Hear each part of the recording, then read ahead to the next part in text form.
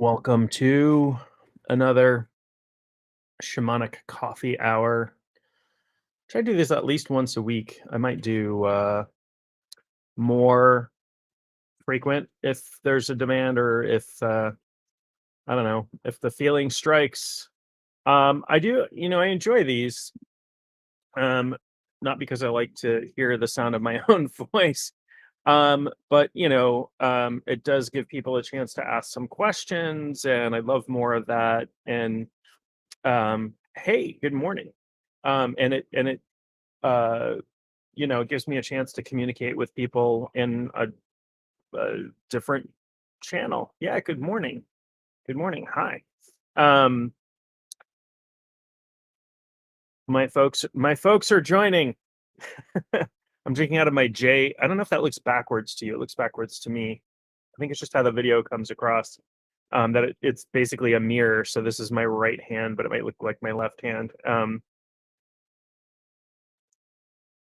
My kids like to buy me funny mugs, and this is not a funny one, but it got my initial on it. So they bought me that one. They bought me one with a picture of my face on it.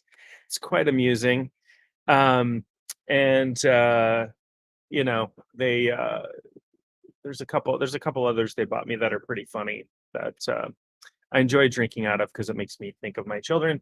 Today we're going to talk about the ego. We're going to unravel the ego a little bit. We're going to talk about what it is, why we have one, what's the big deal with the ego, why my cat is lurking about. I don't know if he's going to make an appearance, but he's checking me out. Hey, buddy. Hey, you want to say hi? No, maybe not. Okay. He just like put his paws up on my lap. We wanted a little pat, so I gave him a little pat. Um, but let's talk about the ego a little bit, and I'm happy to answer questions to the best of my ability. But why is it a big deal? And why do people in spirituality talk about the ego like it's the devil? Like you have to, like, ego death is a thing. I actually have a book titled Ego Death and How to Experience Eternal Bliss, I think is the title of the book. It's a bit dramatic to me, but that's totally fine. It's totally okay. No judgment here. I haven't read the book. Maybe I should. I'm not judging a book by its cover, but I'm not one to say you need to kill your ego and the ego is the devil, which are things that I've heard from some spiritual teachers. Um, we have an ego, and understanding its place in our lives and understanding where it comes from and how it might lead us astray from spiritual understanding, from spiritual awakening, that's kind of the key. So that's the kind of stuff I'm going to talk about this morning. So what is the ego? Um, and I'll start with a little bit of a story. I'll start with a story about who you are. Um, so when you were born, brand new baby, just born, whatever, the whole world is like a blur, and there really is no difference between you and the rest of the world. You don't have that concept yet. And that's the closest many of us ever come in our lives to pure egolessness state, right? We don't yet understand that we have a name, or that we're a particular gender identity, or that we're, meant to be rich or poor or whatever. You know, we don't have those stories that we tell about ourselves. So the thing we do know, though, is that sometimes we experience hunger, and that makes us cry. And when we cry, these big shapes come into our view and give us food that makes us feel better. Oh, yeah, I love Eckhart Tolle. And The Power of Now is a very good book. Um, so your parents, you know, are feeding you, and these big shapes come in and they make you feel better, right? And so you start to attach some importance to that. In fact, in every, as far as I know, I've heard this, I'm not a linguist, but in every language in the world, the idea of bigness is also attributed to importance metaphorically. We actually learn everything through metaphor. Um, yeah, I think I have at least a couple of his books as well, and have taken uh, taken some of his courses. So I love Eckhart Tolle. Although not a criticism, and if people love Eckhart, that's great. His soft tone sometimes makes me feel sleepy. That's just that's just me. He just has this very, but it's nice. It's very pleasant. It's so pleasant, in fact, that it's so soft, so quiet, so deliberate, that sometimes I feel a little sleepy. I have a different style, obviously, of talking than he does. Um, so in every almost every language in the world, or every language in the world, I'm told the concept of bigness is associated with importance. We have the big boss. That's really big. This is a big day for you, right? And partially because we start to associate these large figures that come in at a very earliest time in our life to give us food to help this body survive. The next thing that kind of happens is that these large objects that come in and out of our view, um, they start calling us a name. When this body was an infant, it was John. Hey, John, here's your food, John. Right? And then we start to go, oh, you know, I hear my name. Food's coming. I'm gonna smile. I'm gonna giggle. I'm gonna be, um, oh, thank you. um, if I smile and giggle in response to the name my parents have given me, um, you know, they are happy, they hold me, they act happy, so I start to associate some importance with this label that my parents have given me, my name. And you may have a name that your parents didn't give you, and or you may have nicknames, or whatever, but there's reward to responding to the label that is used. So this is how the ego begins. And so the function of the ego, why do we have an ego? Why do we have, and I'll talk more in depth about what the ego is, how it plays out in our life. But the reason we have an ego is to keep this body alive, right? To keep this body alive, I have to feel a sense of individual self that's attached to the body. I have to respond to labels. If I go into Starbucks, I don't need coffee to survive, I promise. But I do enjoy my coffee. If I go into Starbucks and they call my name and I don't respond to it, I'm not getting my coffee, right? So it's important. The ego is important in its role to have this body navigate around in the world. So what is that's the function of the ego. It's a survival mechanism. Um, and in that respect, it is as we can place as much importance on it as we want. Um, but I'm using this body right now, right? I'm doing things with this body. I'm talking through to you in this body. So it's important for me to, on some levels, to have this body and to keep this body safe, to keep this body alive. And the ego is part of the complex that does that. It's part of my survival mechanism.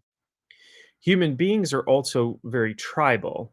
And you know, as individualistic as we may be personally, we are completely interdependent with other beings unless you live out in the woods on your own somewhere. But your ability to do that has been, you've had many predecessors who have given you the ability to do that. The whoever invented building a house, for example, building a shelter, right? The people who came before you. But most of us live, I mean, I live out in the middle of nowhere, but most of us live in a culture, in a society, and humans very early on had to, in order to survive, had to be part of a tribe. We're not solitary beings. We don't run faster, climb better, or have sharper teeth than most predators out there or most prey out there. So we had to survive through cooperative hunting and tool building. We had to pass skills along, right? Technology. That's how anatomically modern humans survived for so long, and in fact became we might argue the dominant species on the planet. Although, bacteria and fungus has been around a lot longer, and um, we won't get into biology too much, but we became the dominant mammals on the planet by cooperative living. And so tribalism is very built into our survival mechanism. This can go awry. We know this, right? We see tribalism in warfare. We see tribalism in religious wars, right? My God is better than your God, or my view of God is better than your God, or even we worship the same God, but I read from a different book, or we read from the same book, but I've interpreted that differently. So therefore, I have to kill you, right? This is where tribalism goes awry and where the ego goes awry. In those situations, sometimes the individual identity gets absorbed into the group identity, and that can be, we see that with sports fanatics, right? Where they so identify with a sports team or whatever, could be anything, right? I'm so into this type of coffee, or I'm so into this that anything else is sacrilege.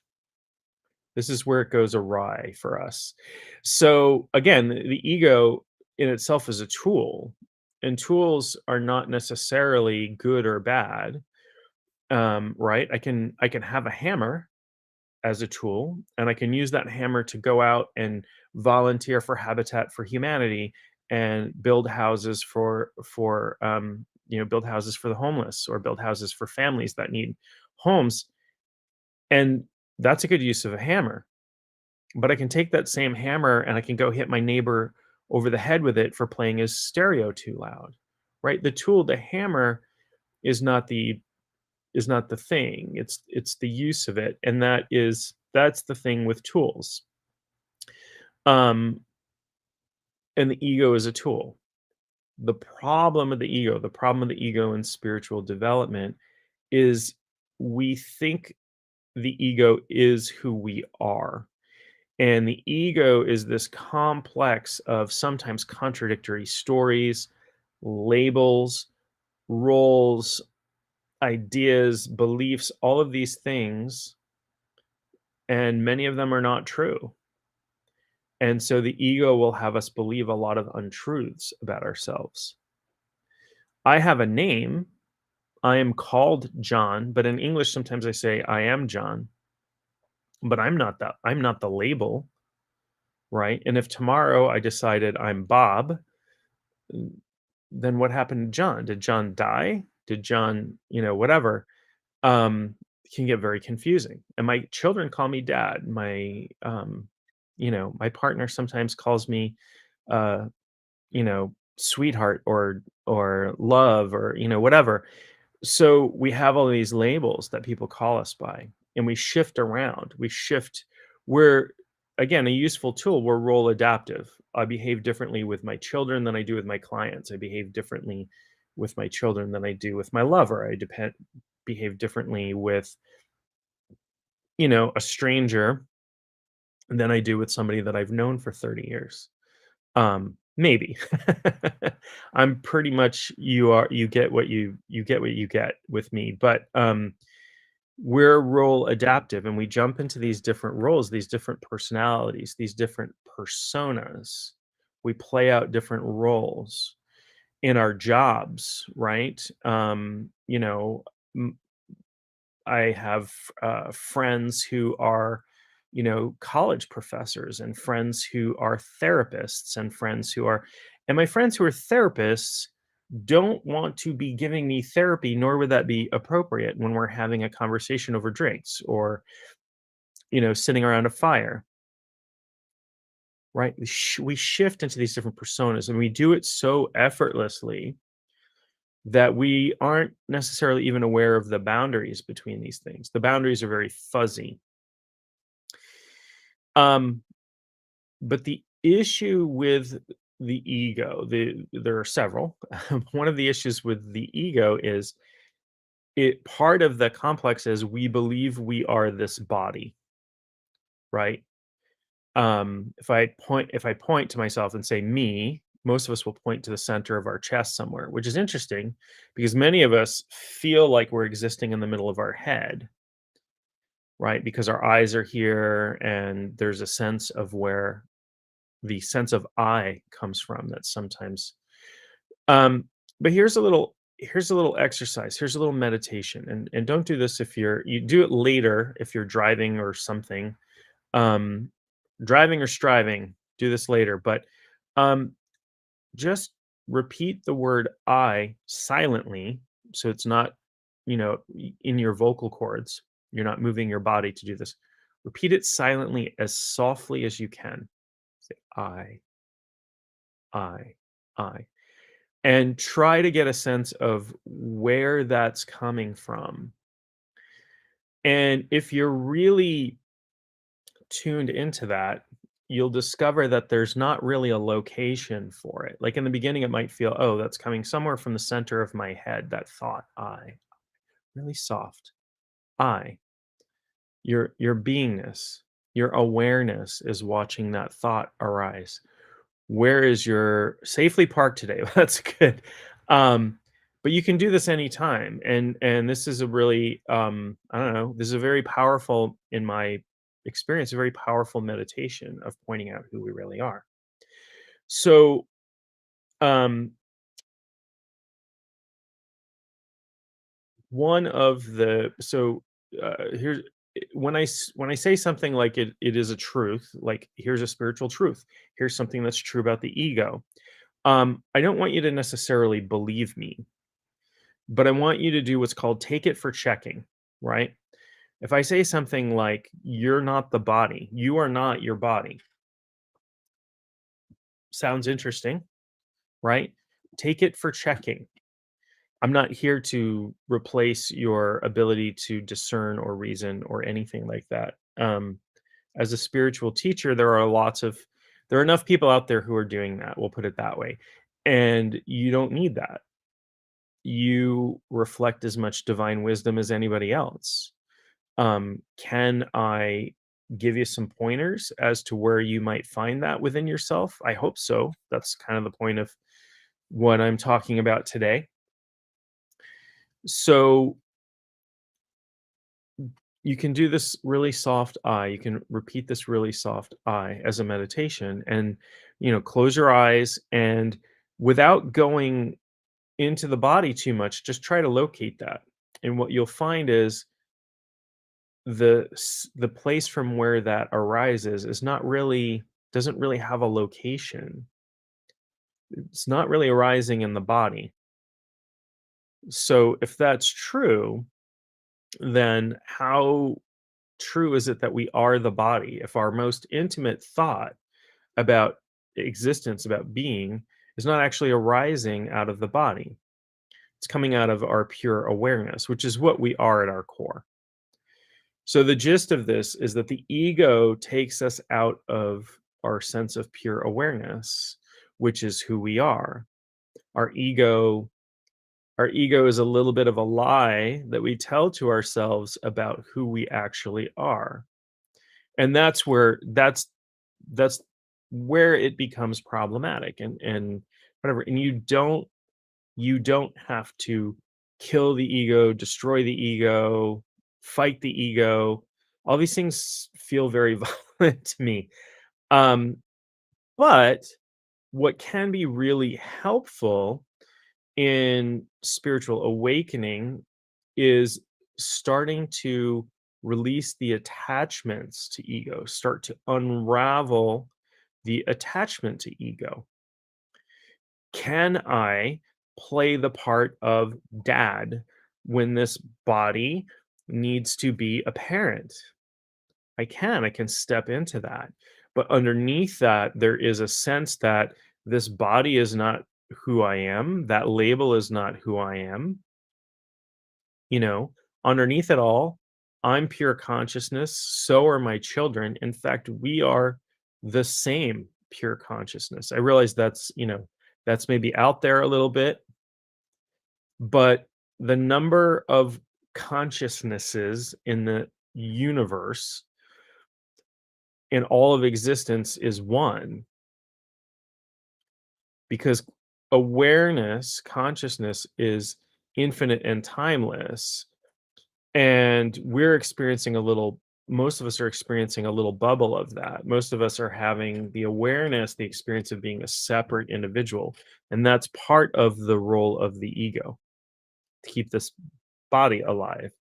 For what purpose do we want to keep this body alive? I don't know, to have experience, to have things arise for us, to be able to forget who we are and then remember again, right? When we identify with the body, when we identify with our thoughts, when we identify with our feelings, when we identify with a label, we're forgetting who we really are.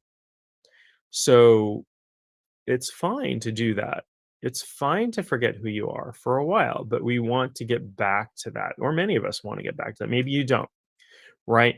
The Matrix is a really great movie. The first one, I didn't love the others, but the first Matrix, right? The whole brain in the jar, philosophy, right? How much do we really know about it? And then there was the guy who makes the deal with the programs to say, look, I want you to put me back in. I want to forget all about this. I want to forget about reality. And I want you to make me rich and whatever. I want you to shape my reality a different way, and I'll give up my friends. And they're like, yeah, okay, yeah, we'll do that. That's totally fine. And who knows if you can believe them. But that's a little bit like what the ego is doing, right? When we're really attached to it. And so there are meditations we can do, there are practices that we can do that start to unravel the attachment to the ego. One way is to begin to identify with the awareness that we are and recognize that we are not the body. A couple of pointers in that direction are that this body, this 51-year-old body sitting in front of you, um, has changed significantly. This body's changed in the time that you've been watching it. This, body gets hot. This body gets cold. This body, I have gray hairs coming in. My beard is white now. I have to wear these glasses now. That wasn't always the case. This body has changed. This body was a baby at one time, and then it grew into an adult, put on a few pounds, got some white hair. Okay, so this body is ever changing. But the sense of I, if you do that, you repeat that to yourself, that doesn't really change. That sense of I, that underlying sense of I, that beingness, that part of you doesn't change. So attaching to the body is a little bit like hitting a moving target. It might move in ways that are so slow you don't necessarily perceive them. But, as we're sitting here, our cells are dying off and new ones are created. Um, the chemistry in our body changes, the temperature of our body changes. We go through circadian rhythms where our temperature goes up and down all day. Food's digesting. We're going through something called autophagy, where our body is, it means eating yourself, where our body is breaking down the cells and recycling the material into newer cells. But this body changes over time. It's not continuous. Not only that, sometimes I'm asleep and I'm not aware of this body unless somebody comes and shakes me. Right. So there is some awareness that's even when you're dead asleep, what you would consider completely unconscious, there's still awareness. Awareness never goes away. It the contents of awareness change, right? If I turn my head and I look over here, I see something completely different. The contents change. What appears to awareness changes, but awareness itself, the quality of awareness, never changes. Why? Because awareness has no It has no location, it has no beginning, it has no end. Time is intimately linked to matter, and awareness is not a material. Awareness has no mass. Awareness is outside of time and space. The things that appear to us in awareness, we appear to experience time and space and mass and all of these things that exist in the physical world. And that's great. Like it's a playground. But to over identify with that, that is the thing that takes us out of spiritual awareness. Spiritual awareness is, and maybe I shouldn't use the word spiritual, just awareness. Awareness is just is what we are at our core, and it is the ability for experience to happen. Experience arises and falls. So sometimes people identify with their thoughts, right? We have thoughts arise and they feel like they're coming from us. There's a part of the brain, or it's actually several parts of the brain. It's a network in the brain of different components. When we're not focused on something or meditating or whatever, the thoughts whiz around in our brain. And that network is called the default mode network by neuroscientists. The default mode network is responsible for just thoughts popping up in your head randomly. But one of the other things that it's doing is it's scanning for a sense of identity, meaning we're constantly trying to determine who we are. Who is this body? Who is this body mind? And that sort of thing. And again, it's a survival mechanism. It helps this body survive to know who I am, who my place in the tribe is, who, when somebody says my name, that is, you know, I can respond to that and get my coffee at Starbucks or get fed or whatever. Or duck if somebody's yelling my name to duck, golf balls flying at my head or something. Um, it's called the default mode network, and it dies down during meditation. We hook people up to machines and watch what happens to their brains. The default mode network, so these random thoughts that are zipping around in your head feel like they are you. It's the best way I can describe it. But you understand because this happens to everybody, right? When you're ruminating, when thought you have intrusive thoughts and you can't get them out of your head, it feels like it's coming from you. It feels like it's part of your identity.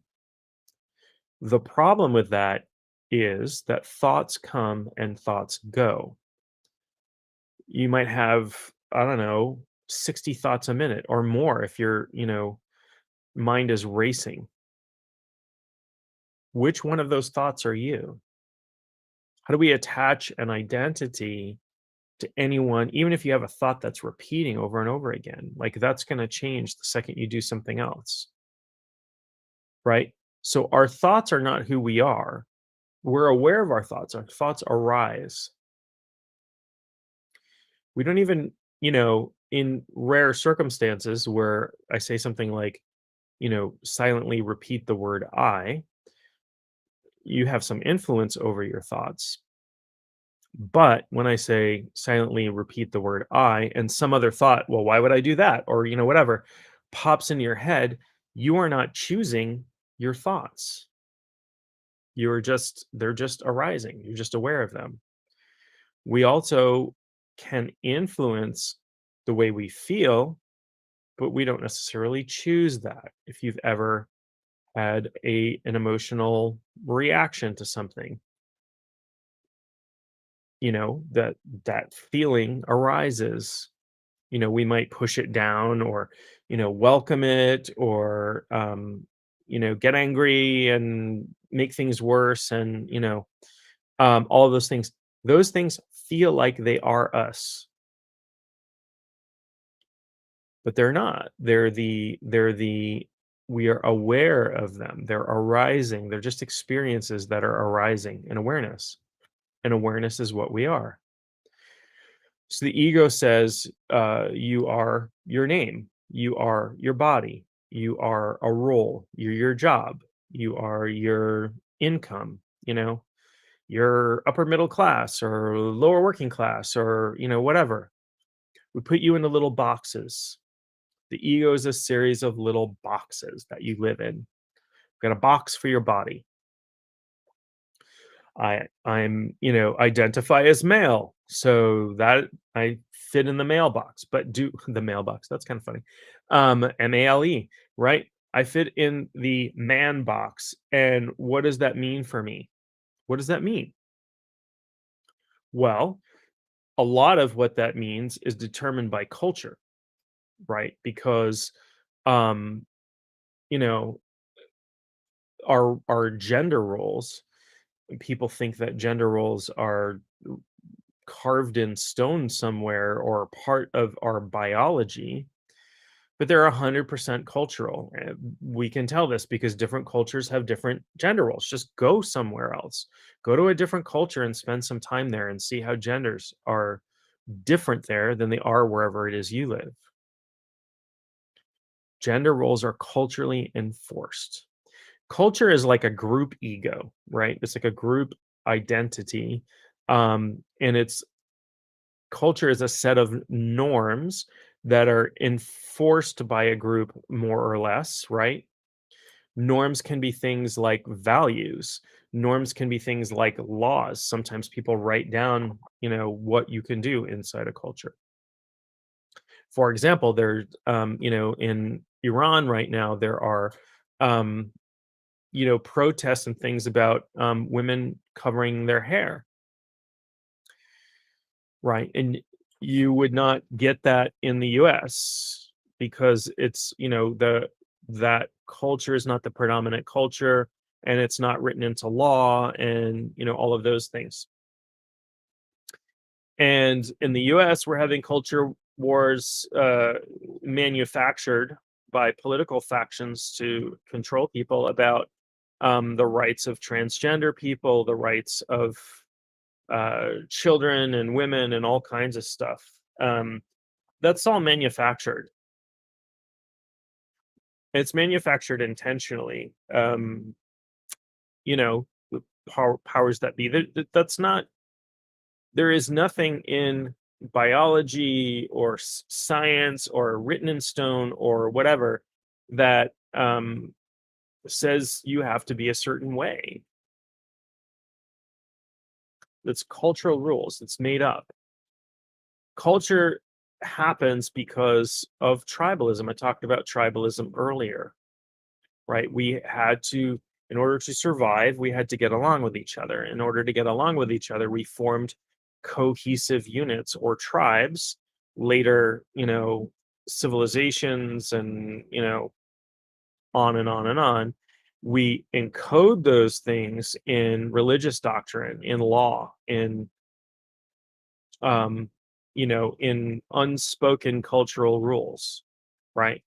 So, I was married previously. I was married to somebody from who was born in Asia, and and I know people in the U.S. who do this, even though they were not born in Asia or have Asian descent. But um, we always took off our shoes when we came in the house. That was part of the culture, and it wasn't like there was a sign on the wall that said, "Take off your shoes," or a law, or, it was unspoken, but it was the norm, which I actually like, and I actually do still take off my shoes in the house. Keeps the carpets cleaner. But that's culture. Culture is a set of norms that are shared more or less. And this isn't to say that everybody living in a culture agrees with those norms. Clearly, in Iran, there's great amounts of protest over cultural norms that are enshrined in law, right? And there's protests all the time in the US over things that are being enshrined in law that are coming out of a culture that people don't necessarily identify with. People say these things are counter to the culture that we want and the culture that we want to live in. So there are culture wars that are going on right now all over the place. It's a pretty big deal. I mean, we see this time and time again. Um, uh, we see this with any sort of equal rights, right? The people who have been in power want to keep the people who have not had power from having some power. So they will oppose equal rights of any kind. So this has happened for allowing, first of all, ending slavery in the US, allowing um, women to vote, allowing Black people to vote, allowing Native Americans to vote, allowing people from China to become, to emigrate to the country and become citizens. We had a law against that at one point, right? We're trying to preserve power. We don't want equal rights. We're trying to preserve power. That's what culture does sometimes. The dominant culture will very most of the time try to stay dominant. Um, so I've got off on a little bit of a track, but culture is really important for ego because it does shape our ideas about who we are. And some of us might be countercultural, right? We would call that, right? We reject the culture so much that we live on the edge somewhere or off the edge somewhere. There are places, it's interesting because there are places in the world where being countercultural is really accepted. So is it really countercultural at that point? Like if you go out to San Francisco, people dress really different and behave really different and do things. And there's a whole saying in Portland, Oregon, keep Portland weird, right? What's weird when everybody is being different? That's part of the cultural norm in some places. But where I live out in the areas, being different than the norm might not be as accepted. And it's interesting. I'm not personally not particularly a sports fan. I don't watch sports on TV or whatever, but there's this cultural norm amongst men that if I go to a barber shop, for example, that serves mostly men, there's going to be sports on the TV. And if I run into a man who is, that I don't really know, or even somebody that I do know but doesn't know me really well, they'll immediately start talking about sports. There's a cultural norm that's what men do. Men watch and talk about sports. Yeah, not everybody meets every cultural norm. It's just a norm. And there's a bell curve, right? There's the people that fit right in the center of the bell curve, and then there are people like myself, I guess, that are a couple of standard deviations away from the center than the median, right? We don't all fit into neat little boxes, but you know, so anyway, we'll go back to ego a little bit and kind of unraveling the ego. So I gave you one little exercise. This is to do this silent repetition of the word I. And while you're doing that, do it as soft as you possibly can. Meditation is not about straining or struggling or striving or reaching or ascending, at least not the way that I teach it.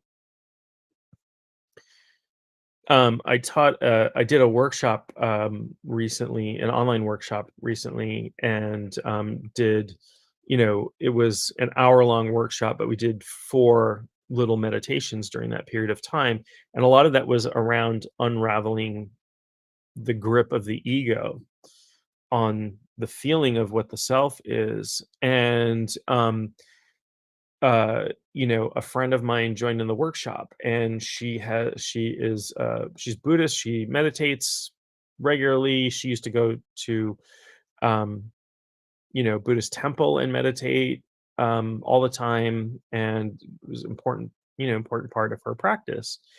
And you know, I flipped the script a little bit. I said, we're going to meditate together, but what I want you to do is not effort, right? And when something comes up in your meditation, like bliss or a feeling of peace or whatever, I just want, like, you can forget anything I'm saying or anything we're doing. Just sink into that. Just sink into that. And, her response to me after the meditations was, along the lines, and I don't want to get braggy here. It's got nothing to do with me. It was just a shift in the way she was doing meditation was, wow, that was really profound. I thought it would take years to get to that place, and for her explanation was a lot of the Buddhist meditation I've been doing is about sitting around and waiting.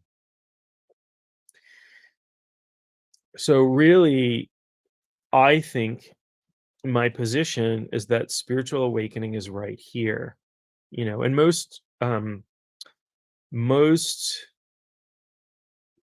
systems, most esoteric systems anyway, recognize that your awareness is right here. It's who you are. Intimately, it's who you are. You don't have to go out there and find it. A lot of people are seeking, right? I'm a seeker. What are you seeking? The next guru, the next thing, the next, thing that's going to awaken me. Nobody is going to awaken you. You awaken. And all that is a disidentification with the ego, a loosening of the grip of the ego.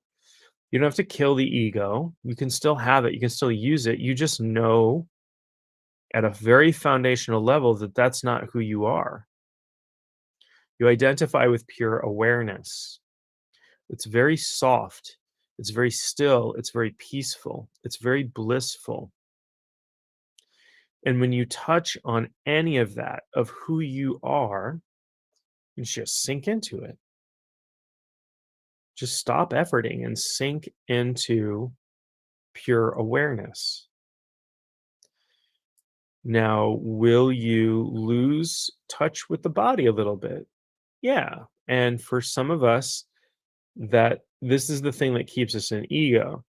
That's a little scary because the ego has a little bit of survival mechanism, right? So when you do that, when you identify with pure awareness, even if you fully identify with pure awareness, even if you're like, I'm going to completely reject the ego and the body. And actually, pure awareness doesn't reject anything. But, let's just say that you could do that. You could completely reject the body and the mind and all these things. You're still not going to die. The body is still going to keep living.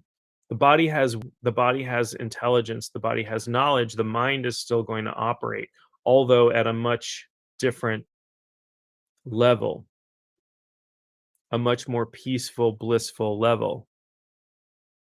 So the in touching on Buddhism a little bit, the Buddha said in his Four Noble Truths that the source of suffering for all human beings is attachment, right? What are we most attached to? We're most attached to our body surviving. We're most attached to our sense of who we are. What if we give that up? It feels like we're going to die, right? We suffer. We suffer. We feel like we're going to die if we give that up. It's one of the reasons why in many spiritual systems people are given or take on spiritual names, right? In in some forms of Hinduism, for example, there's a diksha ceremony where you're given it's an initiation where you're given a spiritual name, and that is in part to sever the ties of conditioning, right? The ties to the conditioned ideas about who you are. So all of the ego is conditioning, right? It's Pavlovian, where, everybody knows Pavlov's dog, right? Where he rings a bell, gives the dog food, the dog salivates. Well, when we're babies, our parents say our name, and if we smile, they get happy and they love us and they hug us and they whatever. So we're conditioned that our name feels good. People who write sales copy or people who are salespeople will tell you that everybody's favorite word to hear is their name, right? Use somebody's name in conversation. Why? Because it feels good that we're conditioned that way. I know some people don't like their names, some people choose nicknames, whatever. But that's the idea. The idea is that we've been conditioned, this body mind has been conditioned to have this sense of self that arises that's not our true self. And until we start to disidentify a little bit with the false self and then sink into awareness, that's what awakening is. Now, awakening, I want to touch on that just a little bit. Um, Awakening, as in spiritual awakening, is a process. It's not a location, right? People treat enlightenment like it's a thing. It's a thing to attain. I have attained enlightenment. That's a saying. Um, it's not an attainment. It's not something you have to go out and get. It's something that you already are. It's just a matter of sinking into that in your experience. When you sink into that awareness, you're feeling your enlightened nature, right? Your inner enlightened nature. It's already who you are at your core. And so disentangling, disattaching from our name, from our body, from our thoughts, from our sensations, from our feelings, that is the process of awakening. So awakening is a process, and it's also not a location.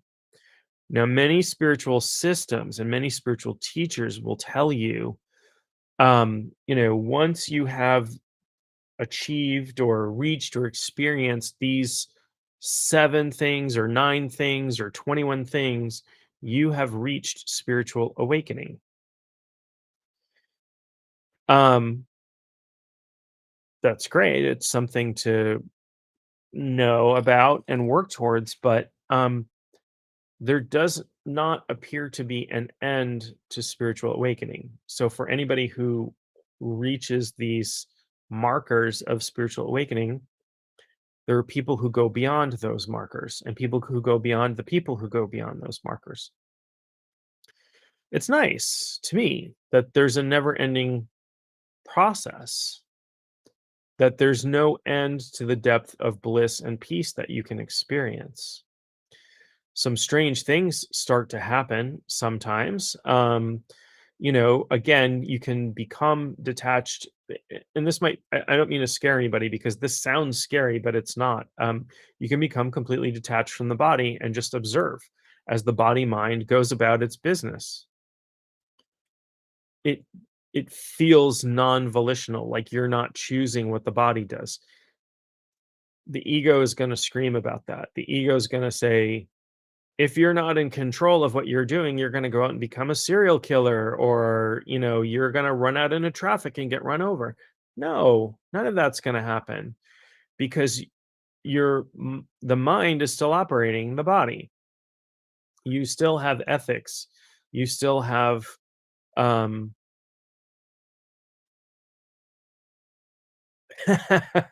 engrave a plaque which says enlightenment so you can tell people you can sell them enlightenment. Yeah. Yeah.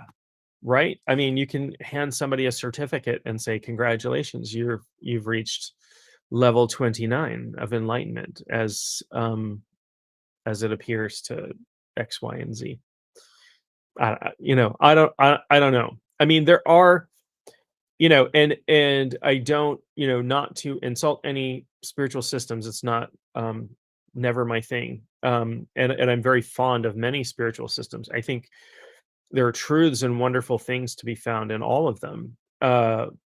In certain forms of Buddhism, particularly things like Tibetan Buddhism, there are Tibetan Buddhism is extremely, in my opinion, technical. I like it for that. I'm kind of nerdy, right? There are, you know, all of these different types of enlightenment and levels of enlightenment and um forms and methods, and there's the rainbow body, and it's super super technical. Totally fine, right? I'm not arguing against that. Um and for some personalities, that is absolutely appropriate and wonderful, and you can definitely, there's amazing, amazing spiritual technology there. Um, I don't know what's going on in Tibet, but there's some, I mean, they have a very, religion is interwoven in a way in their culture where it's very powerful, and very technical and very studious. And something to know, I mean, this is just an interesting factoid, but I think it lends itself to the thinking of to understanding the thinking of Tibetan Buddhism slightly, a tiny bit of understanding there. So the Dalai Lama, who is the leader of Tibetan Buddhism, right, the head of Tibetan Buddhism, um, he in his youth, one of the many values, I guess, that the culture holds is that people should learn a trade. That includes this person who, from a very early age, was recognized as I don't know, see, the 14th incarnation of the Dalai Lama, right? And he learned clock repair, right? So the Dalai Lama knows how to repair clocks. Something to know, interesting piece of trivia, whatever. Um, but you can like there is a clockwork precision and technicality to in Tibetan Buddhism that's, to me, just fascinating and interesting. If you've ever watched, I got to watch the ending of the creation of a sand mandala once by a group of Tibetan monks. So they spend, a week or so with these little funnels with colored sand, laying out this huge mandala on the floor. And it's this whole meditative practice. And then, the head monk or whoever it is comes in with this broom and just with one sweep just destroys this thing that they've been working on for a week. But the mandala is very complicated, and their meditations put you into the mandala where you're experiencing, divinities and all of these things. And then the head monk comes along and wipes it away as a lesson in impermanence. It's kind of a beautiful, not kind of, it is to me a beautiful practice. I really loved it. In fact, I had at one point, I probably have lost it this was decades ago, in the many moves that I had. Um, they gave me a little bit of the sand from the mandala, and, they gave me a little baggie with some of the sand. And I went out and bought a little silver snuff bottle. Um, uh, I guess people probably use it for drugs, but a little silver snuff bottle. It was very pretty with turquoise in it and whatnot. And I kept the sand in there, and I kept it on an altar for a long time. And I have no idea at this point what happened to that. So there's a lesson in impermanence for me, right? And part of the lesson there is that the ego wants to feel will trick you into thinking that things are permanent. Like, um, this body mind is who I am, but this body mind is changing constantly. There's nothing permanent about it. Not only that, this body's going to die. Hopefully not sometime soon, but eventually. I'm 51. How many years do I have left?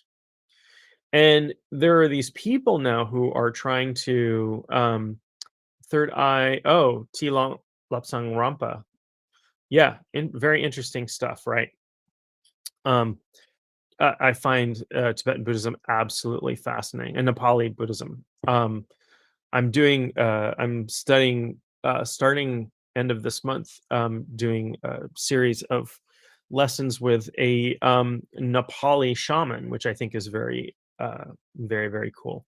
Shamanism is my form of spirituality, but very in the Himalayas, very mixed in with native religions, including Bon and Buddhism and animism and all that stuff is all mixed together, and done seamlessly, which is to me is rather delightful, right? Because you couldn't it would be challenging in most mainstream religions to mix.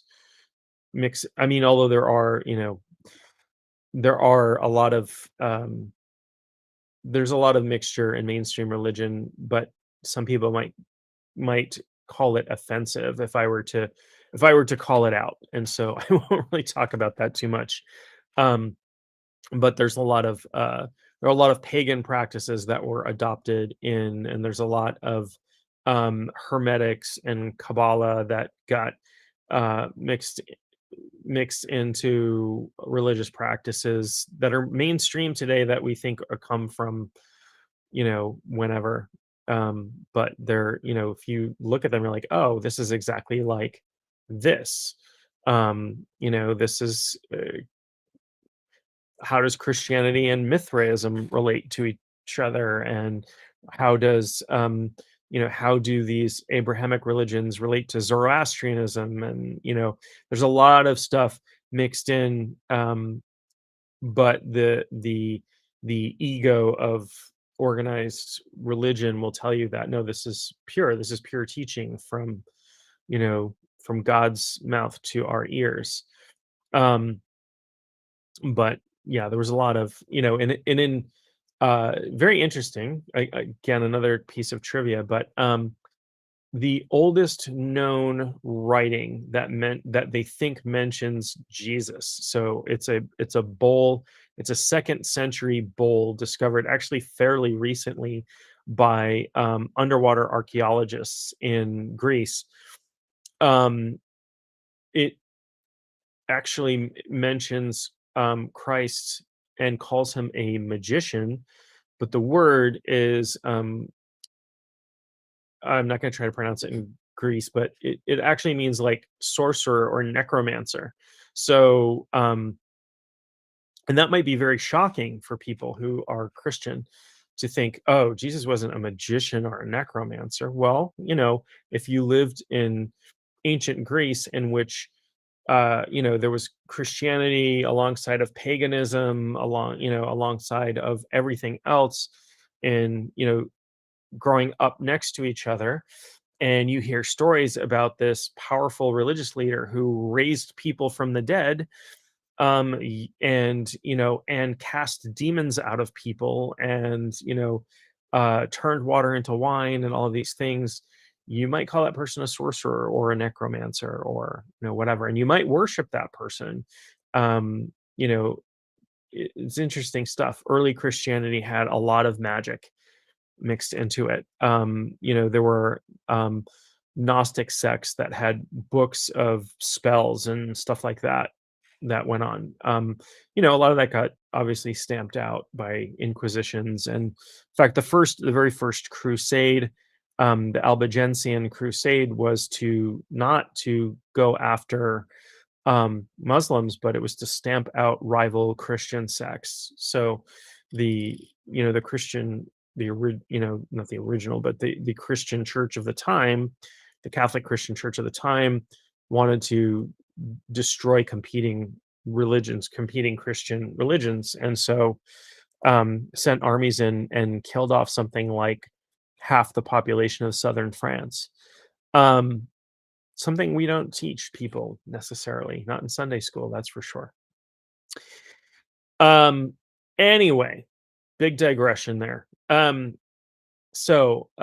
gonna wrap up very shortly, but I'm gonna give you a little tidbit meditation that you can do. I gave one earlier, the sort of quiet eye meditation.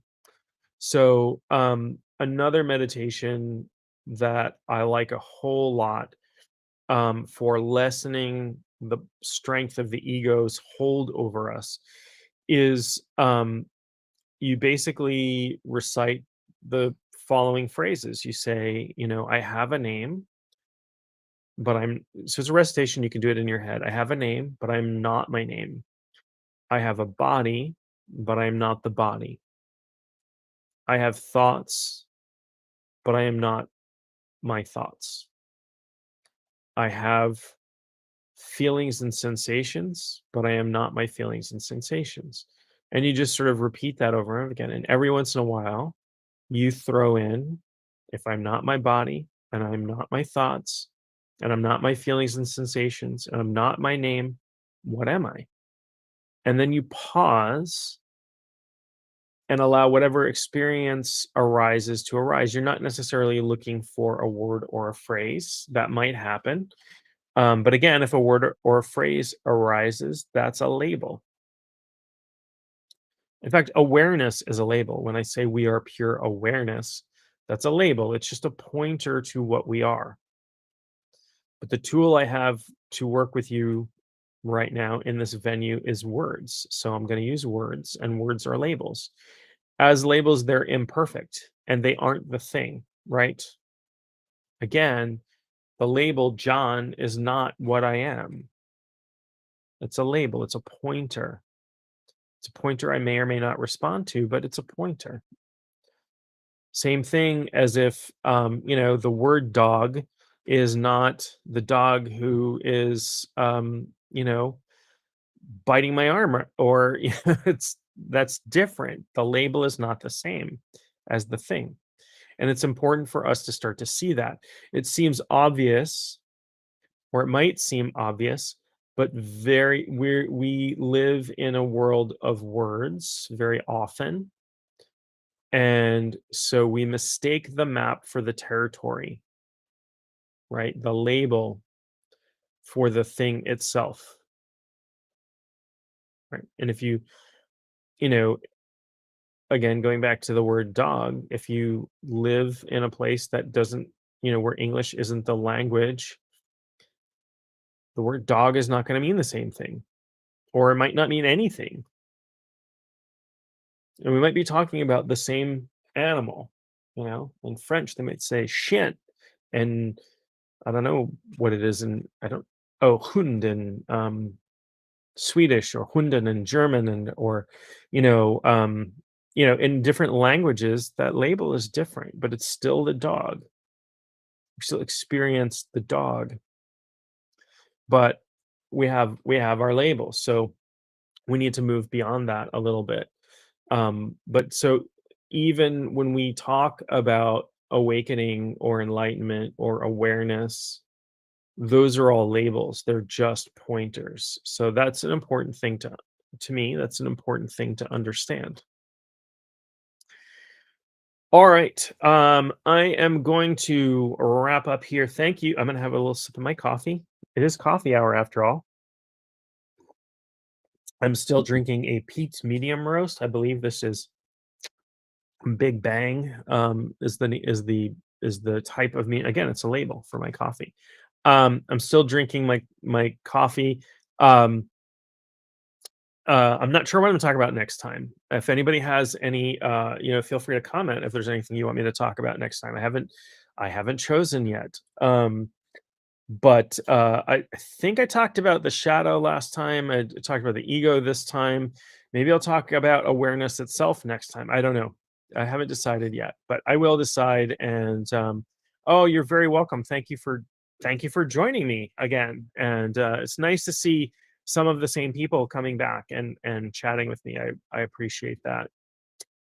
Oh yeah, you're very welcome. You're very welcome for the Instagram follow. I do my best. I'm trying to do better about my social media stuff. Uh, I might go whole weeks or so without checking in social media, but I'm trying to be a little bit better, particularly about Instagram. for whatever reason, that's where my kids are. It's where a lot of people I communicate with are happen to be there. So trying to spend a little more time there. But don't like if you are interested in knowing when I'll be doing these again, subscribe on whatever channel that you're watching this on, and you will be alerted when this comes on again. Obviously, the recordings are also available. And right now, I'm on YouTube, Facebook, Instagram, Twitter, and Twitch, which is new. This is only the second time I've broadcast on Twitch. So, hello if you're joining me from Twitch. But I'm going to end here, and I hope you all have a fantastic day, fantastic weekend. It's Friday as I'm as you know, if you're not on live, it's Friday as I'm recording this. So enjoy, enjoy, enjoy, and I hope that you find your bliss and